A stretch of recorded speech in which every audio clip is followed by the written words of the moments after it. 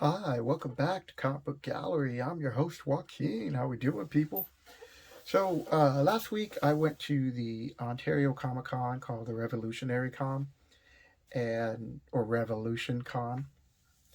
So I picked up some books, and I'm going to be doing also another video, actually probably two.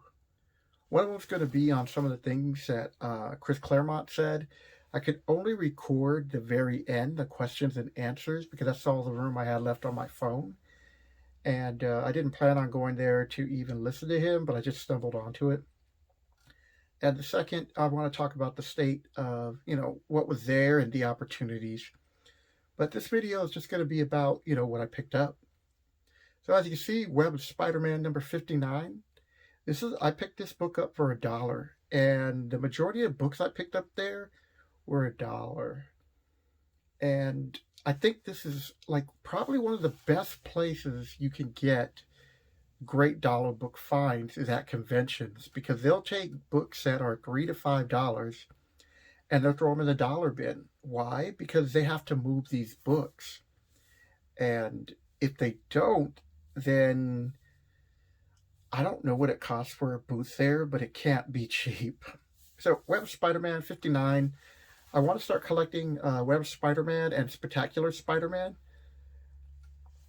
Amazing Spider-Man, the first run, to collect the whole thing, forget about it.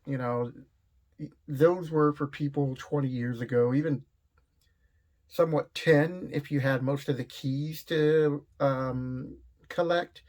It's just super expensive for the majority comic book collectors, and definitely, including myself. It's like, yeah, they're, So, I know I just kind of went off on there, but my channel is mostly about budget and collecting what you can afford and learning how to, upgrade and look for deals, that type of thing. So for me to collect the Web of Spider-Man and Spectacular Spider-Man, the reason why I want to collect those two runs is because I feel that in time, those runs are going to really start going up in value as Amazing Spider-Man, the first 100, just get out of hand for most people. So 59 is Acts of Vengeance. Picked this up for $1. 66, Web of Spider-Man, the Green Goblin and the Molten Man meet Spidey's new allies. I'm like, oh, okay, that's cool. So these books that I'm showing you right here, 67, these past two are like average $7 to $10. And when I mean $7 to $10, that means like they're like $2 to $3 books, with shipping and taxes comes out to be $10 bare minimum. So that's another reason why I think you should be buying these dollar books at conventions, because you're going to save yourself a whole bunch of money if you were to try to just go out and pick these individual books up. Like, say you had 66, but you're missing 67, 68. It's better to go to these conventions and get that. And we got Tombstone. I don't know if he'll ever make an appearance in the MCU. I'm hoping he will. I mean, I do find him an interesting character. He has a long history with Spider-Man and Robbie right there. I think Robbie's assistant editor. 73. So I have my little notes right here. And only like 86 is the one that kind of pops out. I love this cover, the artwork. Web of Spider. These are all Web of Spider-Man. So this is 84. But I do like the color use of this, with they're showing you the backside of Wilson, and then it blends into the rose. And we have 85, The Name of the Rose, part, I don't even see, I can't tell. So this is 85. This is probably part 2. Yeah. Unless it went off in another direction. So we got part 3, the Hobgoblin. I think Marvel will try to do something with the Hobgoblin, the MCU, if they can get Sony's permission, because right now Sony's not going to let go of the Green Goblin. Name of the Rose, part, who knows. But Spider-Man and the Rose, so I can't wait to start reading these series. And I'm going to find the other book so I can read the whole thing. Here's 89, Nether Wilson, and the New Blood Rose. So I think the first one died, maybe? Something. And we have 109. So the 186. Oh, because this is a Hobgoblin cover. So 109, we got the Lizard, and I'm pretty sure I've got the full story on this. Another cool cover. And a character, Warrant, you're probably never going to see again. So, got a nice little Spider-Man haul.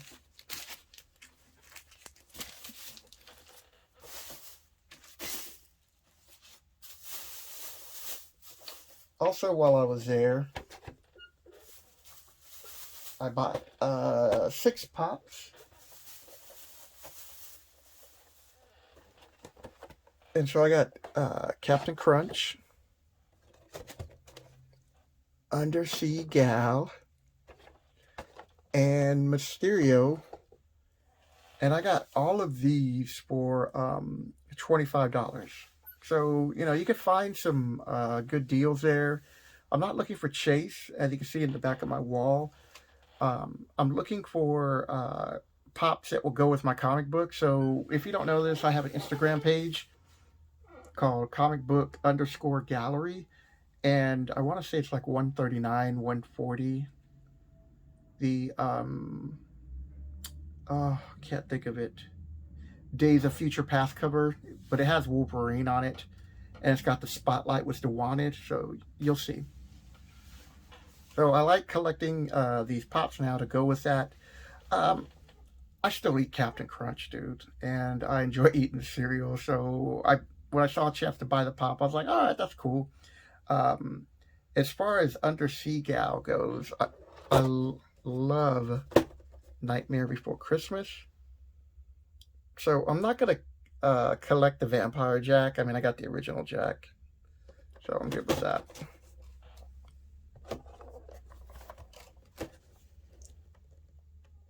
And the Mysterio one looks cool. Okay. So here's the other part. They're all going to fit? Nope.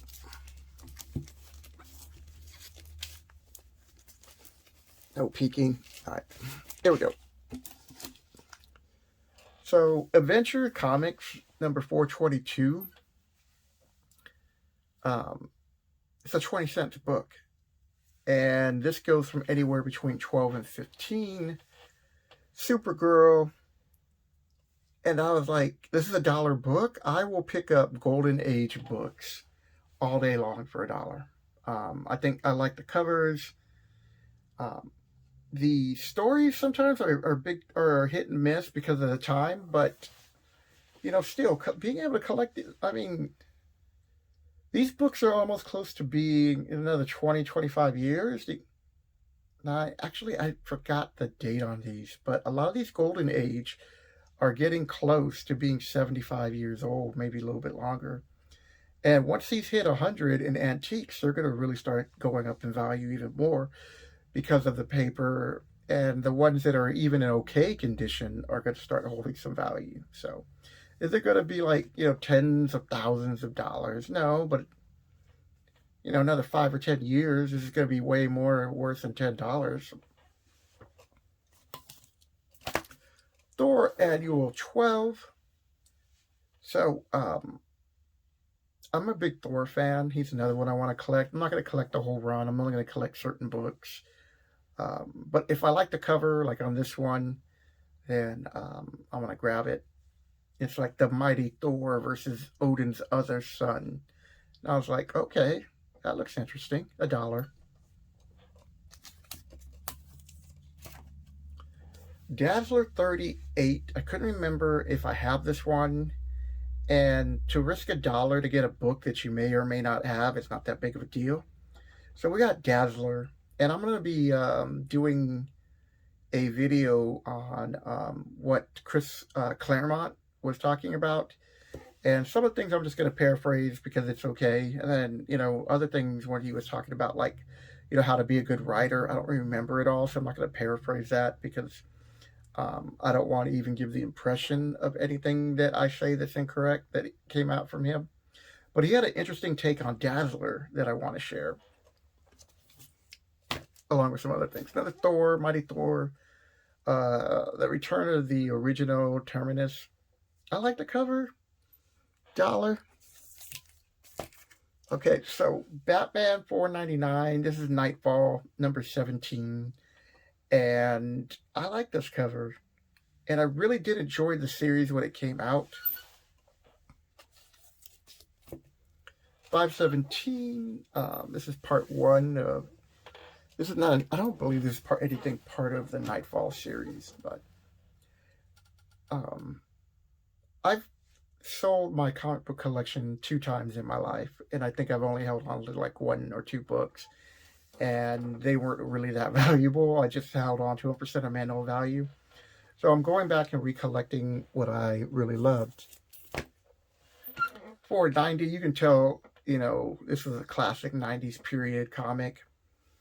You got the Joker with all the question marks, and I'm really glad they're starting the modern day Riddler, that he's getting away from all these question marks. I think it's just more cool, like if he'd wear like a cuffling or a tie, forget what they call those, but something with like with a tie bar or something, like it's just subtle and not just question marks everywhere. So back to Batman Nightfall, $4.94. And I got 95. And all of these are like, the majority of these books are like in fine. So maybe 7 to at most an 8.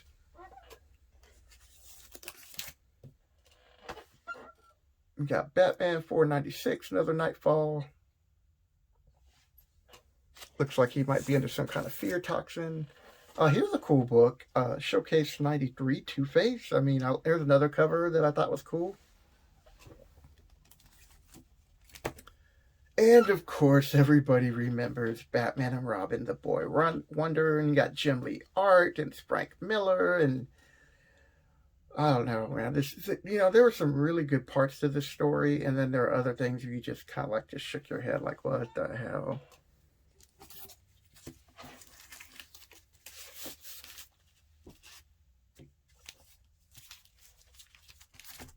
And then the last part of that was Red and Stimpy, and the I want to say these ones in pink I got for like $2, or that the orange I got for $2. Okay, I think it was. I can't remember now. I want the ones that I have the majority of are like $2. Hold on a second. Okay, sorry about that. So the pink ones are $2. So I got Red and Stimpy and Brain Dead or Alive. I love this cover. I even for $2, it's a little banged up.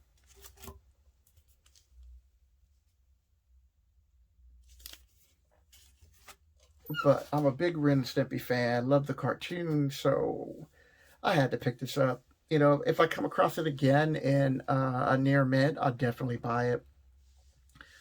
So that's the last that I got from this one dealer. And so the total came out to like $38. And here's the other thing. When you go to a convention, they're not charging you tax. Maybe a couple will do, but it's very rare. And then you're not going to pay a shipping fee. So that's all money that you're saving. So grand total of all that was like $38. Then, since, and once he added it up, he looked it over and he goes, here, you can have it for $30. And I was like, oh, thanks. So $30 for all those books, and, got some great runs. I'm, trying to collect my run, getting my fillers. So, if you're looking to complete runs and you don't want to pay eBay or even comic book store when you go in, because on average those books are gonna cost you anywhere between $3 and $5. Um, just go to the convention and have your list ready, and just walk around. So I picked up this book, Batman Legends of the Dark Knight. Love the cover, big Joker fan. Got it for $10. So it's around the fair market value, so I didn't care. I looked it up really quick. I'm like, yeah, I'm good with that. Um,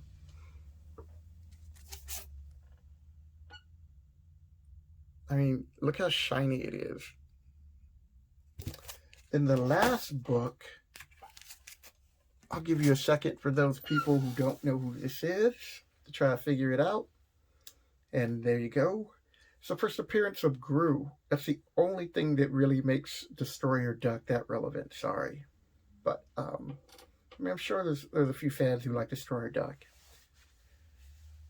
First appearance of Gru the Wanderer. First of all, Gru the Wanderer is a couple of steps up above Destroyer Duck, but he's an obscure comic book character that most newer comic book collectors don't know about. And I'm always trying to promote him because the comic book's really funny. And that's the run that I am going to try to collect and get that whole collection in time. But there's always rumors of them making a film. And this time, it's about Gru the Wanderer. So I picked this up, $65. He had it at very fine, or he had it at fine minus. I can't remember offhand, but $65. So I looked on eBay and some other prices, and it seems to be a fair market value.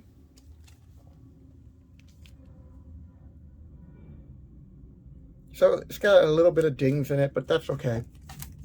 So $65. This is a book that I was interested in, that I don't care too much about the condition. I mean, it looks really good. It's presentable. And I now have the first appearance of Gru. I had an opportunity to buy another book, which I'm going to talk about when I do the video on the Ontario experience. Now this one, I felt like I did really good on. So Gambit, I've been looking for him.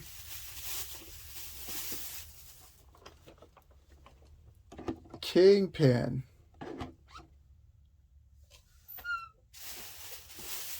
Oh, I finally got him without getting crazy prices.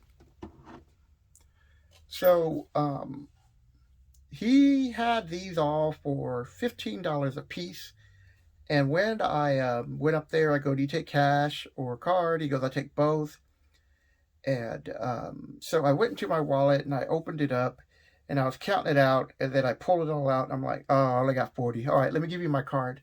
And he just was like, oh no, that's okay. It's good. And he took my last $40.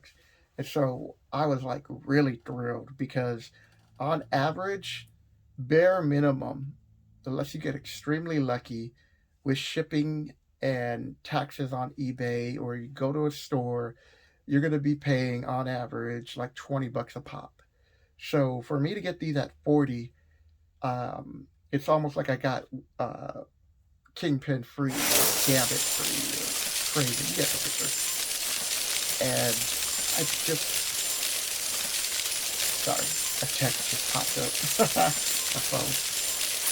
So to get these and get the other pops, and to get a whole bunch of dollar books and be able to do some videos on them later on, if I have the complete run of that certain story, I felt like a win. I'm hitting some of my goals when it comes to pops. As soon as I have my X-Men team and the majority of the Spider-Man, I already got Fantastic Four. I'm slowly rounding out my Avenger core team. When it comes to pops, I'm just going to grab just occasional stuff instead of what you've been seeing me do, is because, like I said, with my Instagram page, I want to make sure that I'm able to put a pop or a little Minico statue. The other things I'm looking into. All right, so this video's already gone on longer than I wanted it to, but there was a lot of stuff to show, and I hope you enjoyed this video. If you did, hit the like button, and check out my other videos, and subscribe if you want to keep up the content about budget collecting. So with that, people, have a good weekend.